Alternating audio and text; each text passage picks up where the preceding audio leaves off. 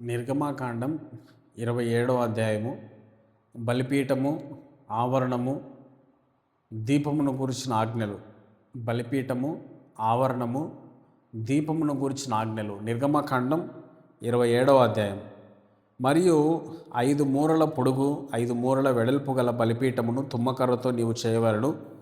ఆ బలిపీఠము చచ్చౌకముగా ఉండవలను. దాని ఎత్తు 3 మూరలు, దాని 4 మూలలను, దాని కొమ్మలను చేయవలను. దాని కొమ్ములు దానితో ఏకాండముగా ఉండవలను. దానికి ఇత్తడి రేకు పొదిగింపవలను. దాని బూడిద ఎత్తుటకు కుండలను, గరిటెలను, గిన్నెలను, ముండ్లను, అగ్నిపాత్రలను చేయవలను. ఈ ఉపకరణములన్నీ ఇత్తడితో చేయవలను. మరియు వల వంటి ఇత్తడి జల్లెడ దానికి చేయవలను. ఆ వల మీద దాని 4 మూలలను 4 ఇత్తడి ఉంగరములను వేసి ఆ వల బలిపీఠము నడిమి వరకు చేరినట్లు దిగువను బలిపీఠము గట్టు క్రింద దాన్ని ఉంచవలను. మరియు బలిపీఠము కొరకు మోతకర్రలు చేయవలను. ఆ మోతకర్రలు తుమ్మకర్రతో చేసి వాటిని ఇత్తడి రేకు పొదిగింపవలను. ఆ మోతకర్రలను ఆ ఉంగరముల్లో చొనపవలను.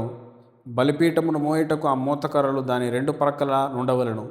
పలకలతో గుల్లగా దాన్ని చేయవలను. కొండ మీద నీకు చూపబడిన పోలికగానే వారు దాన్ని చేయవలను. మరియు నీవు మందిరమునకు ఆవరణం ఏర్పరచవలను. కుడివైపున అనగా దక్షిణ దిక్కున ఆవరణముగా 100 మూరల పొడవు గలదై పేరిన సన్ననార యవనికలు ఒక ప్రక్కన ఉండవలను. దాని 20 స్తంభములను వాటి 20 దిమ్మెలను ఇత్తడివి. ఆ స్తంభముల వంకులను వాటి పెండెబద్దలను వెండివి. అట్లే పొడుగులో ఉత్తర దిక్కున 100 మూరల పొడవు గల యవనికలు ఉండవలను. దాని 20 స్తంభములను వాటి 20 దిమ్మలను ఇత్తడివి. ఆ స్తంభముల వంకులను వాటి పెండెబద్దలను వెండివి. పడమటి దిక్కున్న ఆవరణపు వెడల్పు కొరకు 50 మూరల యవనికలు ఉండవలను. వాటి స్తంభములు 10 వాటి దిమ్మెలు 10. తూర్పు వైపున అనగా ఉదయ దిక్కున ఆవరణపు వెడల్పు 50 మూరలు. ఒక ప్రక్కను 15 మూరలు యవనికలు ఉండవలను. వాటి స్తంభములు 3, వాటి దిమ్మెలు 3. రెండవ ప్రక్కను 15 మూరల యవనికలు ఉండవలను.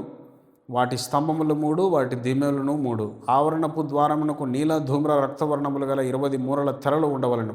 అవి పేరిన సన్ననారతో చిత్రకారుని పనిగా ఉండవలను. వాటి స్తంభములు 4, వాటి దిమ్మెలు 4.